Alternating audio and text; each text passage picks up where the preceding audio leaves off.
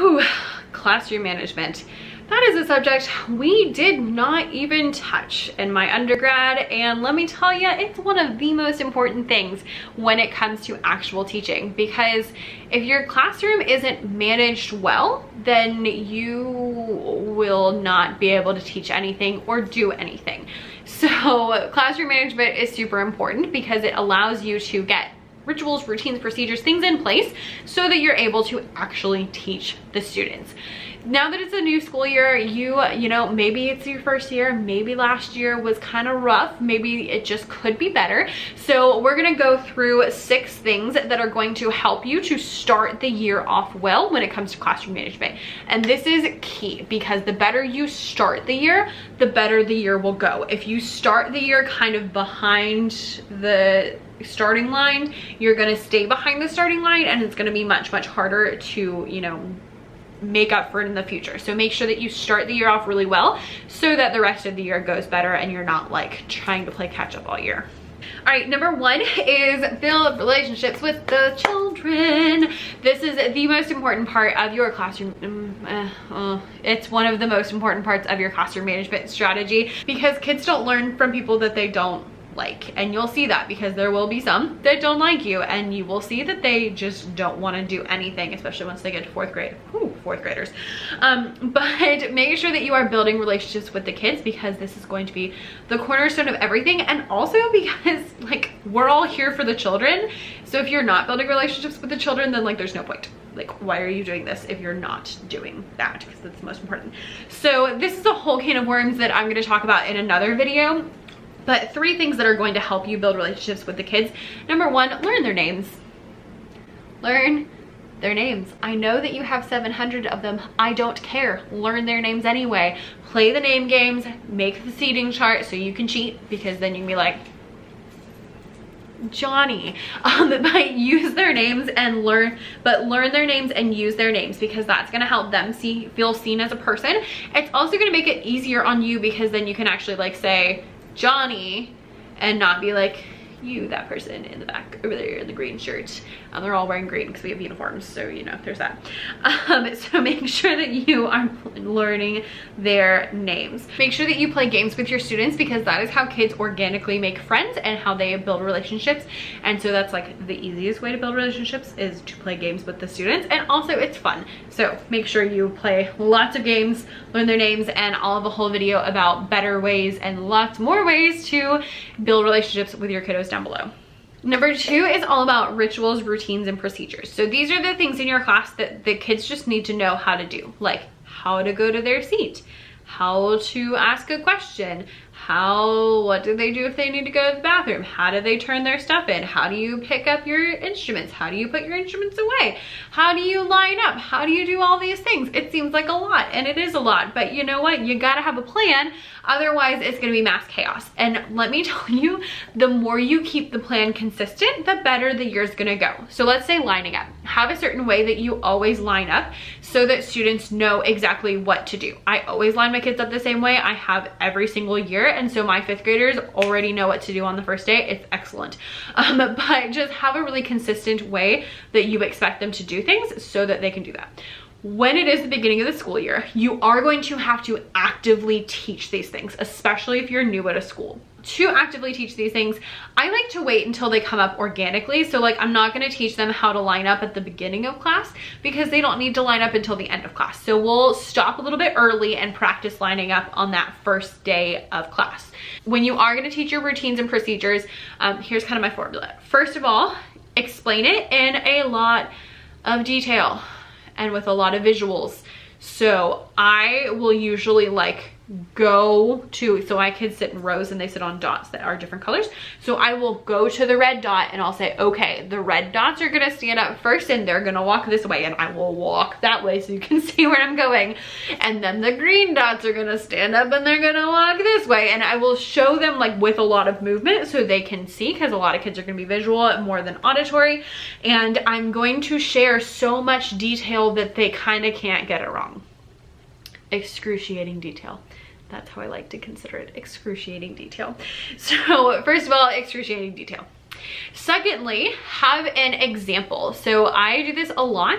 I'll have a couple of kids come up to the front or go wherever and show what I'm expecting. And as they do that, I will point out things like, oh, so-and-so is doing such a good job with their hands lock and packet folded. So-and-so is doing such a good job being quiet. You know, like pointing all those things out that I'm expecting when the kids line up.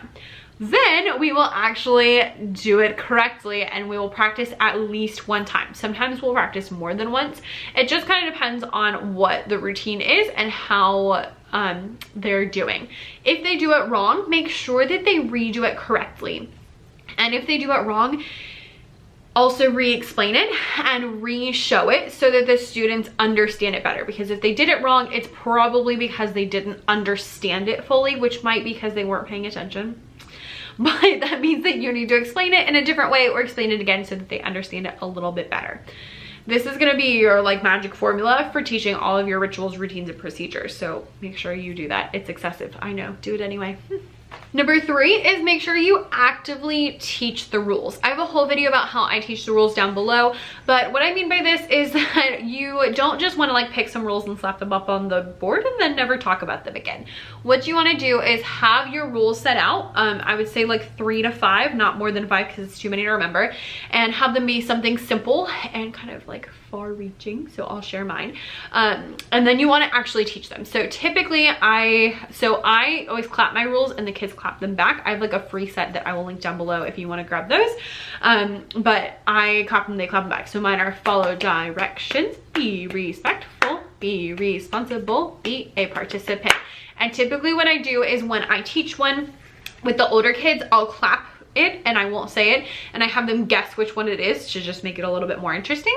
And then once they say that, then we'll talk about what that means. So like, okay, is it respectful to talk when other people are talking? No. Okay, what should we do instead? Oh, we can raise our hands. Oh, great. And so you can go into all of those details. It seems like a lot, but it's really important because you know what? Not everybody thinks that being respectful is the same thing. For example, some teachers do not care if the kids say shut up. I do not like it when the kids say shut up because it's just very rude. It's not very respectful. So I don't like it in music class. And I tell them, I don't care if you do it other places. We're not going to do it in music class. So that's one thing that we bring up because that's something that it might be okay in other places, but it's not okay in my room. Also, I am not a fan of kids getting up and walking around unless I know where they're going. So you do not leave your spot until you've raised your hand and I have called on you. You may not need that in your classroom. It just kind of depends on your students and your school and all of that. In my classroom, it's very necessary. So you do not get up until I know where you're going. Other teachers are totally cool with you doing things like putting your jacket up or, you know, going to the bathroom without asking.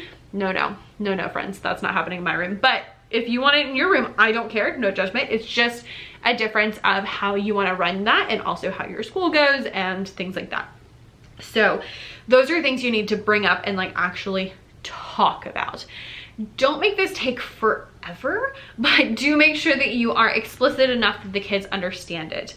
Also, when you're talking about your rules, always give them a why, because kids sometimes think that teachers just are like saying things because they want to be tyrants, but usually there's a reason.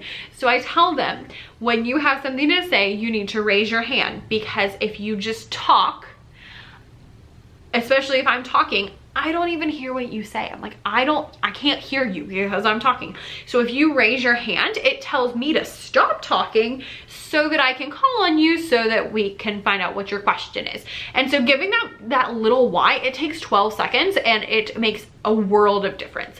When we get our rhythm sticks and we talk about how we play on the carpet or it sticks together and we don't play on the hard ground, we talk about why. Oh, because it's super loud and it's gonna give us all headaches. Oh, okay. I don't let the kids sit with their feet straight out. They have to sit feet to themselves. I don't make them sit crisscross applesauce, but to the side, underneath you, I don't care, just as long as your feet are not straight out. And then we talk about why. Oh, because if your feet are straight out, you're gonna trip. And you know who's gonna trip? Miss Davis.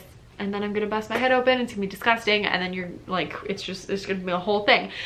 So giving them the why really helps them to be like, oh, this person is reasonable and has a reason, and then they're more likely to actually follow the rules because they understand them, and it's not just some petty tyrant being like, you must do this, you cannot do this.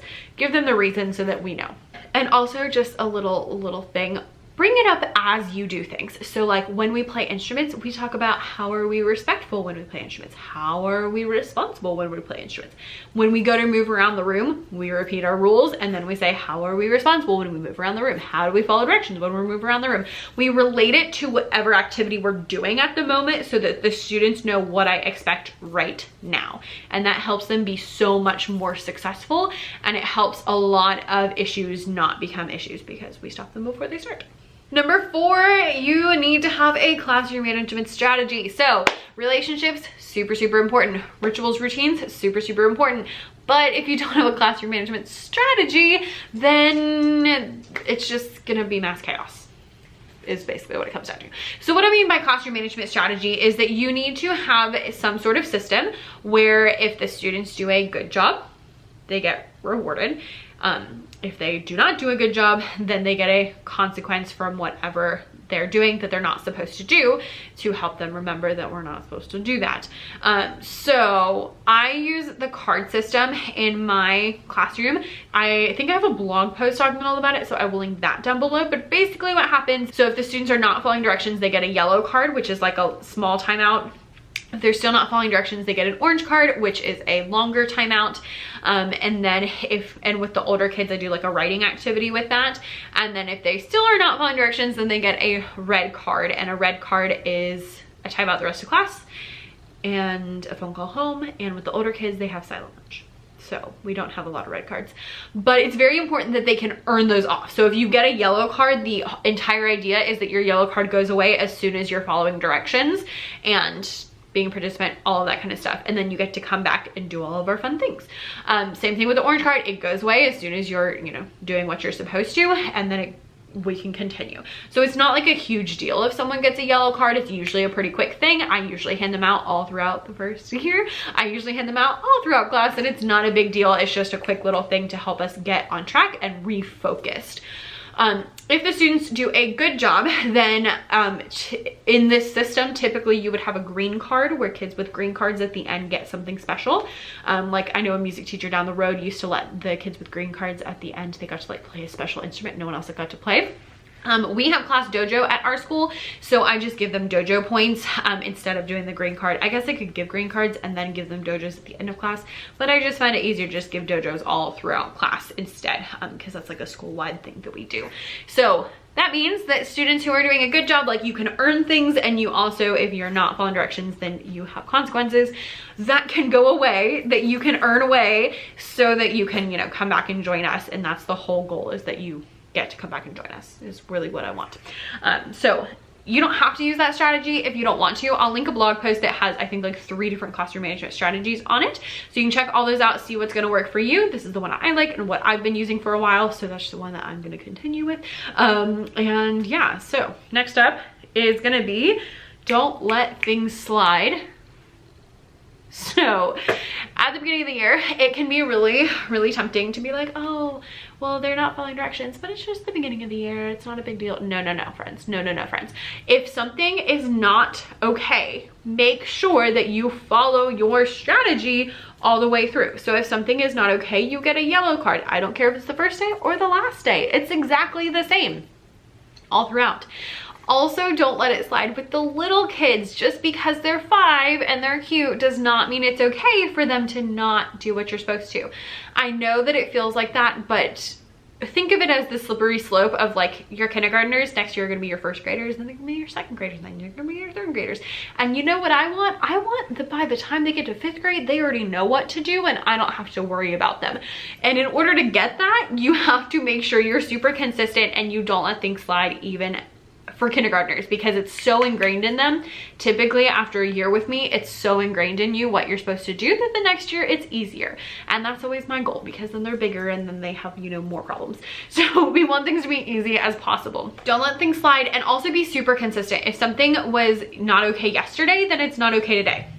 Okay, you have to be very consistent, or the kids are just gonna be confused, and if they're confused, then they're not gonna do anything. And also, if you have no consequences, then they're just gonna do whatever the heck they want. I've seen it with other teachers, because I often am sent into other teachers' classrooms to help. And sometimes, like, oh y'all, I had one Literally, there were no consequences for anything, and the children were horrible. And why not? Because if you can do whatever the heck you want and nothing happens, why wouldn't you do that? Like, there's a whole reason. You know, if I could drive my car as fast as I could without getting a speeding ticket, I probably would drive really fast, but I don't, because it's, you know, against the law. I don't want to get a speeding ticket.